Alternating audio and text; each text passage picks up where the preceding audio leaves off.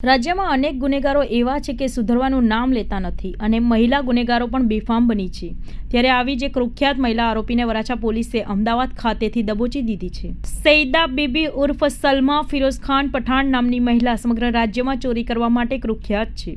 આરોપી મહિલા વૃદ્ધ મહિલાને ટાર્ગેટ કરે છે અને તેમની સાથે ઓળખ કરીને વાતો લલચાવીને ફોસલાવીને તેમની પાસેથી કિંમતી દાગીના રોકડા રૂપિયાની ચોરી કરે છે। ત્યારે સુરતના ઉધના ખાતે રહેતા એક વૃદ્ધ મહિલા કોઈ કામ અર્થે બહાર નીકળ્યા હતા અને રસ્તામાં આરોપી મહિલાએ વૃદ્ધ સાથે ઓળખતી હોવાનો ડોલ કરીને વૃદ્ધાને દુપટ્ટામાં કોઈ કેફી પદાર્થ સૂંઘાડીને બેભાન જેવી કરી નાખી હતી અને રિક્ષામાં વરાછા વિસ્તારમાં આવેલ જૂની બોમ્બે માર્કેટ પાસે લાવી વૃદ્ધા પાસે રહેલ 75,000ની કિંમતના સોનાના દાગીના સેરવી લીધા હતા અને ભાગી છૂટી હતી। જો કે વૃદ્ધા ભાનમાં આવતા તેમને પરિવારને સમગ્ર વાત કરી હતી અને ત્યારબાદ વરાછા પોલીસ મથકે આવતા પોલીસે ગુનો નોંધી કાર્યવાહી શરૂ કરી હતી, જેમાં બાતમી મળતા પોલીસે આરોપી મહિલાને શોધતા અમદાવાદ ખાતે હોવાની માહિતી મળી હતી, જે આધારે વોચ ગોઠવી આરોપી મહિલાને પકડી પાડી અને તેને વરાછા પોલીસ મથકે લાવી તેની પૂછપરછ કરવામાં આવતા પોલીસ પણ ચોંકી ઉઠી હતી, કેમ કે આરોપી 1, 2 નહીં પરંતુ 18થી વધુ જેટલા ગુનાઓ આચર્યા છે અને જેલમાંથી છૂટ્યા બાદ ફરી ગુનાઓને અંજામ આપવા નીકળી હતી।